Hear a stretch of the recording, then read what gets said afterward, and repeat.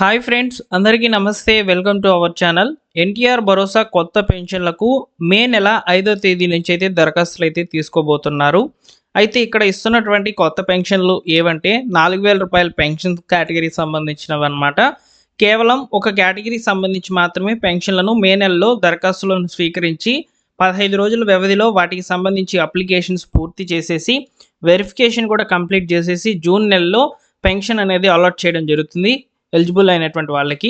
అయితే ఇవి ఏ పెన్షన్లు, వీటికి సంబంధించిన అర్హతలు ఏంటి, ఏ డాక్యుమెంట్స్ తీసుకొని మీరు సచివాలయంకి వెళ్ళి అప్లై చేయించుకోవాలనేది నేను మీకు క్లియర్ అయితే ఎక్స్ప్లెయిన్ చేస్తాను. వీడియోని పూర్తిగా చూసి తప్పకుండా లైక్ చేయండి ఫ్రెండ్స్. ఇలాంటి లేటెస్ట్ అప్డేట్స్ కోసం మా టెలిగ్రామ్ ఛానల్ అయితే జాయిన్ అవ్వండి.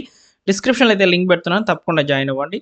సో ఒకసారి మీరు ఇక్కడ చూసినట్లయితే ఇక్కడ మీరు టైటిల్ వచ్చేసి జూలైలో కొత్త పెన్షన్లు అని చూడవచ్చు అనమాట. ఒకసారి చూడండి, జూలైలో కొత్త పెన్షన్లు అంటున్నారు.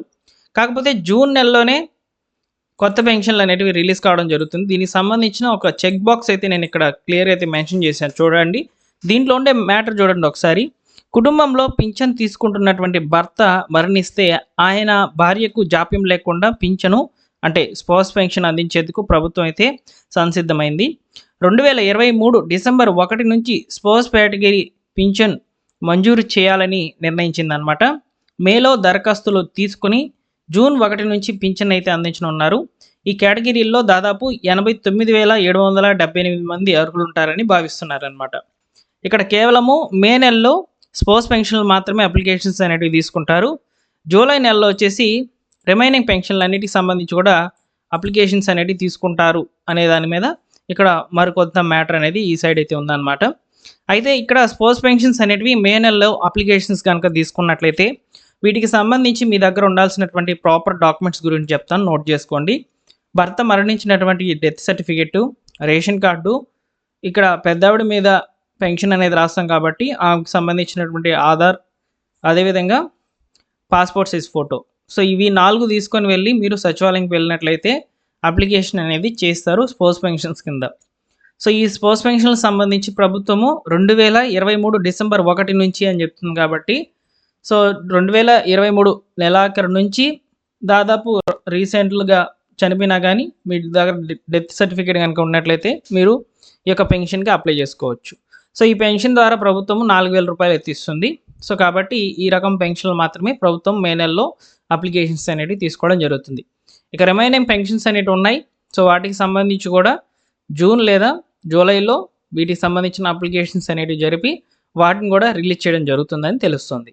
సో ఇదన్నమాట. సో కొత్త పెన్షన్లకు సంబంధించిన పూర్తి సమాచారము. సో స్పౌస్ పెన్షన్స్ అనేటివి మనకు ఆన్లైన్లోనే జరిగిపోతుందండి. మొత్తం సచివాలయంలో ఉన్నటువంటి డిఏ లాగిన్ లేదా వెల్ఫేర్ అసిస్టెంట్ లాగిన్ ద్వారా అయితే అప్లికేషన్స్ అనేటివి ప్లేస్ చేస్తారు. మీకు 15 రోజుల వ్యవధిలో వెరిఫికేషన్ జరిగిపోయి నెక్స్ట్ మంత్ అంటే జూన్ 1వ తేదీన పింఛన్ లిస్టులోకి అయితే మీ పేర్లని యాడ్ చేసుకోవడం జరుగుతుంది. అదేవిధంగా ఈ మే నెలలో 1వ తేదీన పింఛన్ల పంపిణీ అయితే జరుగుతుంది. చాలామంది కూడా 1వ తేదీ సెలవు అని భావిస్తున్నారు.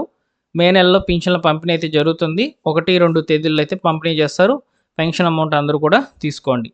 సో ఈ వివరాలు నచ్చినట్లయితే లైక్ చేయండి ఫ్రెండ్స్. అలానే మా టెలిగ్రామ్ ఛానల్లో జాయిన్ అవ్వండి. లేటెస్ట్గా గవర్నమెంట్ విడుదల చేసేటువంటి ప్రభుత్వ పథకాల అప్డేట్స్ అన్నింటినీ కూడా టెలిగ్రామ్ ఛానల్లో మెసేజెస్ రూపంలో ఫార్వర్డ్ చేస్తాను. ఈ వీడియోకి మీరు లైక్ చేయడం ద్వారా చాలామందికి కూడా ఈ సమాచారం అనేది రీచ్ అవుతుంది. అలానే నాకు కొంచెం మోటివేట్గా ఉంటుంది లైక్ చేయడం ద్వారా. ఇంకొంచెం మంచి అప్డేట్స్ అనేవి తీసుకుంటూ వస్తాను. ముందు రోజుల్లో ప్రభుత్వ పథకాలకు సంబంధించిన అప్డేట్స్ మన ఛానల్లో పోస్ట్ చేస్తాను. జెన్యూన్ ఇన్ఫర్మేషన్ మాత్రమే, ఈ విధంగా ప్రూఫ్స్తో సహా ఉంటేనే ఇన్ఫర్మేషన్ వీడియో అనేది చేసి అప్లోడ్ చేస్తున్నానండి. Thank you for watching.